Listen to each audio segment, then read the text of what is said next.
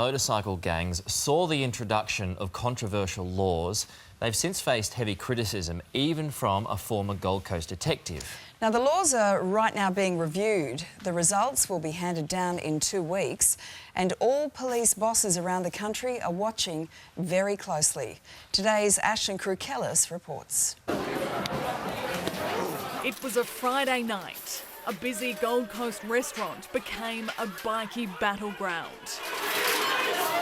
Dubbed the Broadbeach Brawl, it was the fight that started a war. Has it stopped public displays of violence? No, it hasn't. In late 2013, the then Queensland Government introduced the Vlad Bill, tough new laws designed to destroy outlaw motorcycle gangs. They banned bikies from meeting in groups and vowed criminals identified as gang members would have 15 to 25 years slapped on top of their sentences. So, more than 2 years on, what results have we seen? Well, earlier this year, Queensland Police publicly stated it's caught around 2,500 offenders on close to 9,000 charges. Terry Goldsworthy is a former Gold Coast detective turned criminologist who's critical of perceived success. 3 months before the bikie brawl in Broadbeach, I was saying the police needed to get serious about looking at the bikies down here, because they took their eye off the ball and we're not worried about the fact that these laws were created to stop organised crime. They don't affect organised crime whatsoever. To date, only one person has been convicted under Vlad legislation. Joshua Robin Roll has become the first person to be sentenced. While no one has been convicted as a result of anti-association laws, though not through lack of trying. It's outrageous legislation. Michael Gatenby represented a trio of motorcycle gang members who became the first bikies charged for being seen together in the foyer of a luxury Gold Coast hotel. The case was thrown out of court. It's disgraceful, absolutely disgraceful that men were locked up in solitary confinement for paying a hotel bill. And I've done nothing wrong. It's affecting us all.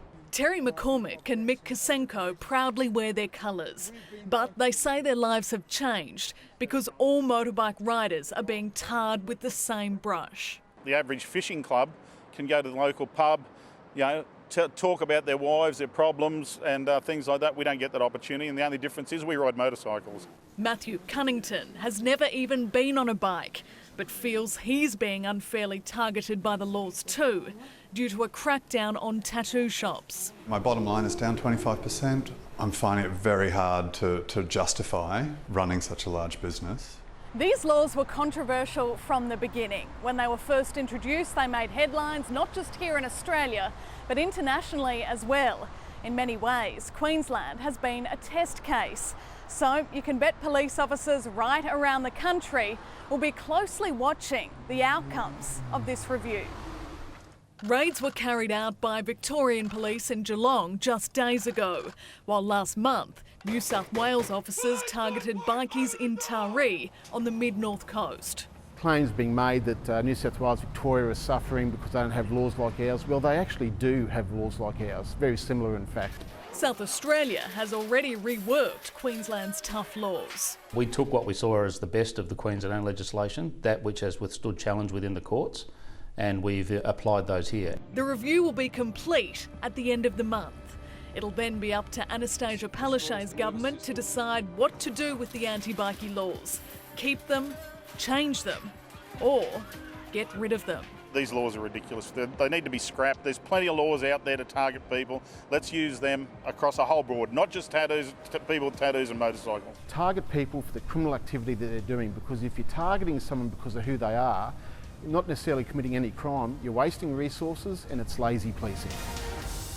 Yeah, Ashlyn Crew-Kellis reporting there, and we asked Queensland Police to be involved in this story, but they said they're unable to comment while the review is still underway. I was reading quite an interesting story in one of the Australian newspapers yesterday about how chapters of motorcycle groups from overseas are starting to come to Australia more and more because of seemingly lax laws. So there's quite an amount on the plate of police at the moment. Certainly is. The trick is to work out who are the guys and girls just riding motorbikes because they enjoy it, and who are the ones involved in that criminal activity. So that means the police certainly have their work cut out for them. All right, well, coming up, the 80-year-old taking on an ex-Olympian in the open water. They're going to join us.